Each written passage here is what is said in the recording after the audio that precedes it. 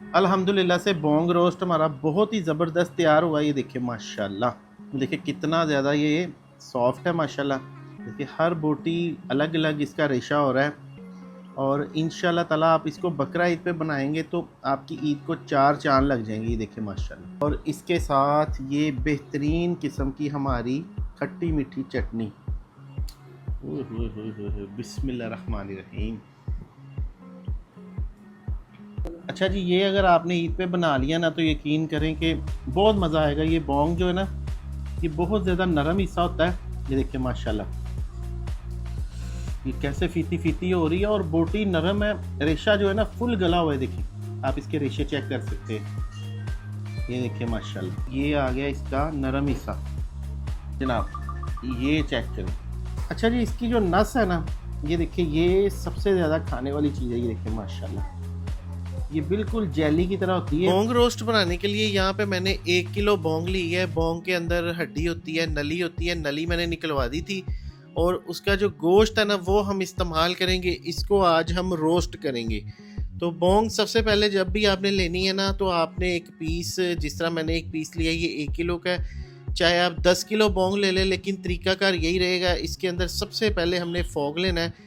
फोक की मदद से हमने इसके अंदर ना कुछ इस तरह निशान लगा देने हैं ताकि इसके अंदर जब हम नमक लगाएंगे, मैरिनेशन लगाएंगे तो मसाला इसके अंदर चला जाए। अब दूसरा इसका स्टेप है कि इसकी साइड हमने टर्न करनी है। टर्न करने के बाद ये देखिए इस तरह ज़ोर ज़ोर से फोक लगाना है ताकि इसके अंदर जो है ना, इसके अंदर सुराख हो जाए। बेसिकली ये हमने इसके अंदर छोटे छोटे बारीक बारीक सुराख करने हैं। जब हम इसके अंदर नमक लगाएंगे तो नमक जो है ना अंदर से फीका नहीं रहेगा, बेहतरीन किस्म का टेस्ट आएगा।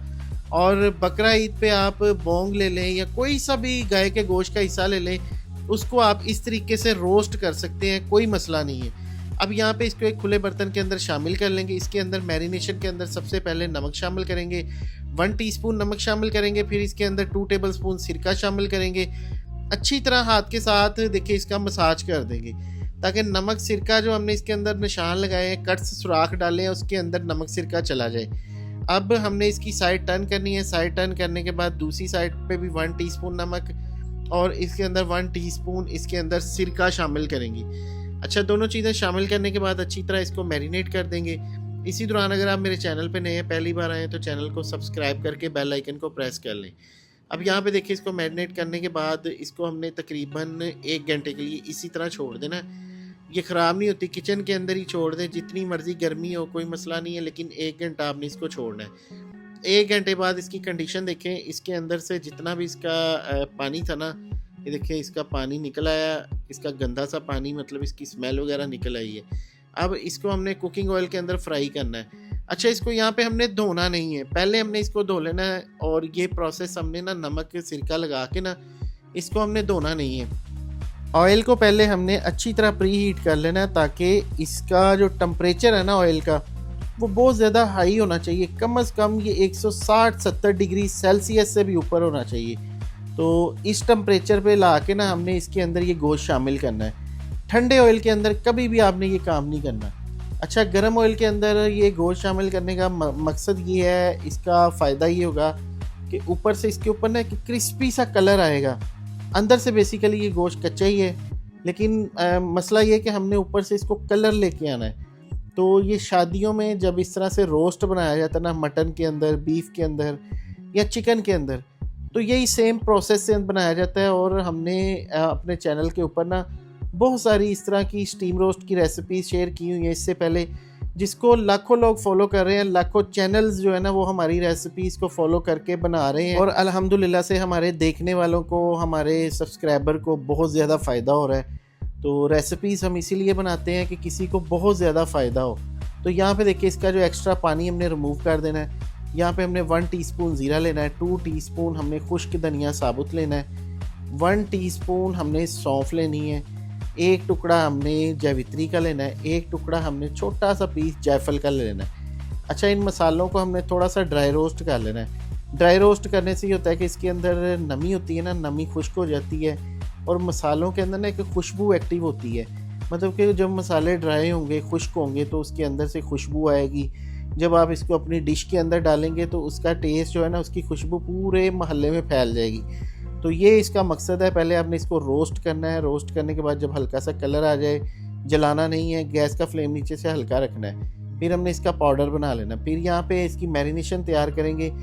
1 कप का तीसरा या चौथा हिस्सा हमने थोड़ी सी दही लेनी है बस, ये इसके अंदर शामिल करनी है। 1 टीस्पून लाल मिर्च, 1 टीस्पून कुटी हुई लाल मिर्च और 1 टीस्पून भर के लहसुन का पाउडर, और आधा चम्मच इसके अंदर हल्दी शामिल करेंगे। 1 चम्मच इसके अंदर गरम मसाला पाउडर शामिल करेंगे। 1 चुटकी इसके अंदर अजवाइन शामिल करेंगे। 1 टीस्पून इसके अंदर प्याज का पाउडर शामिल करेंगे। फिर यहाँ पे जो मसाला है ना, मसाले का पाउडर बना के ये हमने इसके अंदर शामिल कर देना है। थोड़ा सा हम इसके अंदर येलो फूड कलर भी डालेंगे कलर के लिए, और 1 टीस्पून इसके अंदर नमक शामिल करेंगे। नमक हमने इसके अंदर मसाले का डालना है, और इसके अंदर थोड़ी सी टमाटो केचप तकरीबन 1 टेबल स्पून, अच्छी तरह इसको मिक्स कर लेंगे।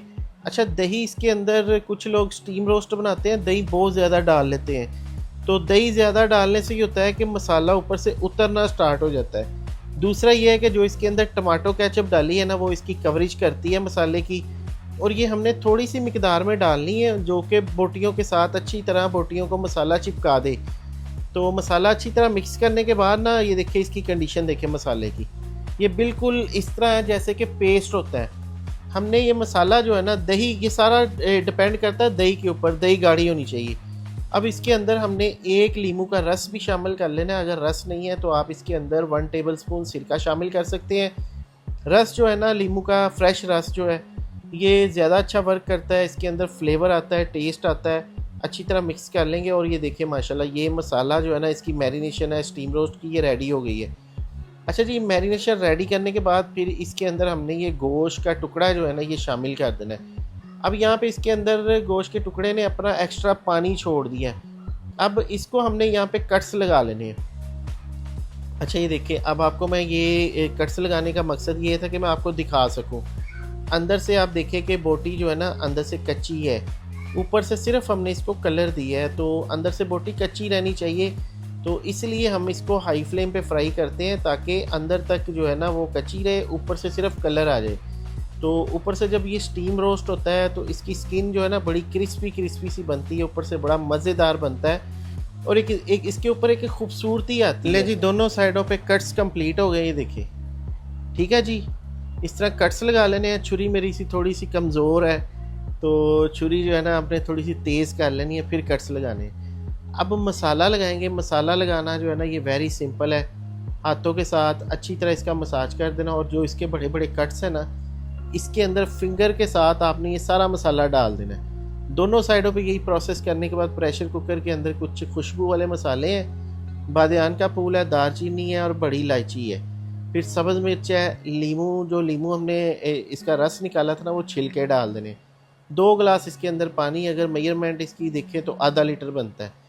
स्टीमर वाली जाली रख देंगे, और इसके अंदर हमने बटर पेपर लगा देना है। बटर पेपर लगाने के बाद ये बोटी जो है ना, ये बोंग जो है, ये हमने इसके अंदर शामिल कर देनी है। ऊपर से हमने एक और बटर पेपर लगा देना, ताकि स्टीम के दौरान ना इसके जो छींटे वगैरह जब पड़ते हैं ना इसके ऊपर, तो इसका मसाला उतर जाता है। तो हमने ऊपर एक और बटर पेपर लगा देना, ऊपर से इसको कवर करके और इसकी सीटी लगा देनी है। और इसको हमने तकरीबन 2 घंटे के लिए दम वाली आग, ये देखिए दम वाली आग है ना, दानों वाली, 2 घंटे इसको स्टीम करना है। दूसरी तरफ चटनियाँ तैयार करेंगे, तो इसके लिए हमने धनिया लेना है। आधी गुट्टी हम धनिया ले लेंगे, और इसके अंदर हम 10 जवे बारीक जो देसी लहसुन है ये शामिल करेंगे। 2 सब्ज़ मिर्चें हैं, हाफ़ टी स्पून नमक है, हाफ़ टी स्पून इसके अंदर साबुत ज़ीरा शामिल करेंगे, सफ़ेद ज़ीरा, थोड़ा सा पानी डालेंगे और इसको ग्राइंड कर लेंगे। ग्राइंड करके इसका पेस्ट बना लेना है। ये पेस्ट से हम ना 2 टाइप की चटनियाँ बनाएंगे।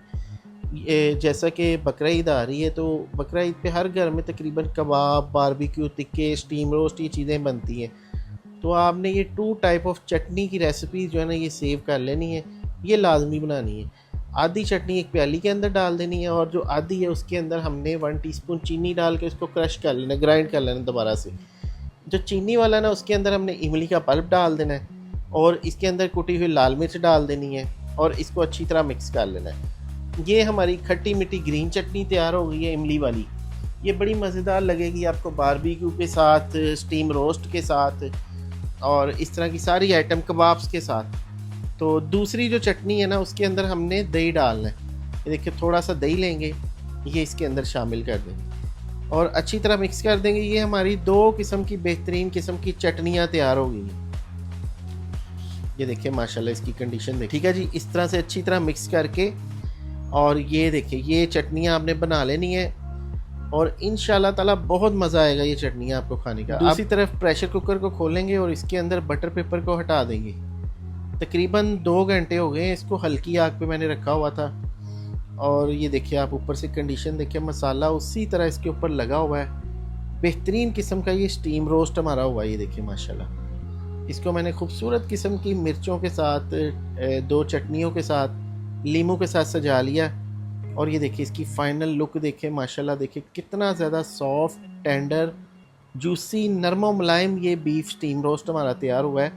तो किसी से का भी बना ले बन जाएगा बेहतरीन किस्म का। इसके ऊपर थोड़ा सा लीमू का रस डालेंगे। ये देखिए माशाल्लाह और ये बेहतरीन किस्म की चटनी के अंदर डबो के ये बाइट हमारी तैयार हो गई है। अल्हम्दुलिल्लाह से बोंग रोस्ट हमारा बहुत ही ज़बरदस्त तैयार हुआ है। ये देखिए माशाल्लाह, देखिए कितना ज़्यादा ये सॉफ्ट है माशाल्लाह। देखिए हर बोटी अलग अलग इसका रेशा हो रहा है और इंशाल्लाह ताला आप इसको बकरा ईद पे बनाएंगे तो आपकी ईद को 4 चांद लग जाएंगे। ये देखिए माशाल्लाह हलवे की तरह सॉफ्ट है और इसके साथ ये बेहतरीन किस्म की हमारी खट्टी मीठी चटनी। बिस्मिल्लाहिर्रहमानिर्रहीम।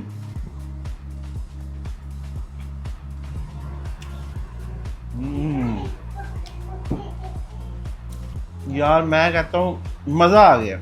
अच्छा जी, ये अगर आपने ईद पे बना लिया ना तो यकीन करें कि बहुत मज़ा आएगा। ये बोंग जो है ना ये बहुत ज़्यादा नरम हिस्सा होता है।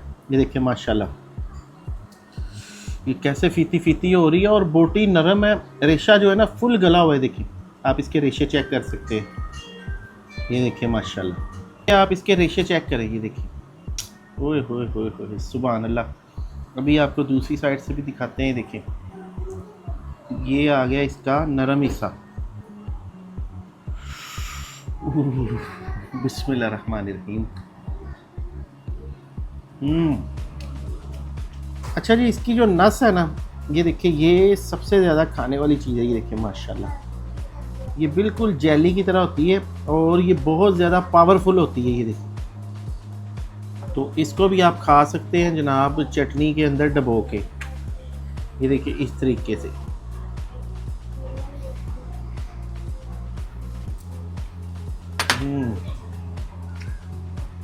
अपना बहुत सा ख्याल रखिएगा, दुआओं में याद रखिएगा। वीडियो कहाँ से वॉच कर रहे हैं कमेंट सेक्शन में ज़रूर बताइएगा। चैनल को सब्सक्राइब करके बेल आइकन को प्रेस कर लें। शुक्रिया, अल्लाह हाफिज़।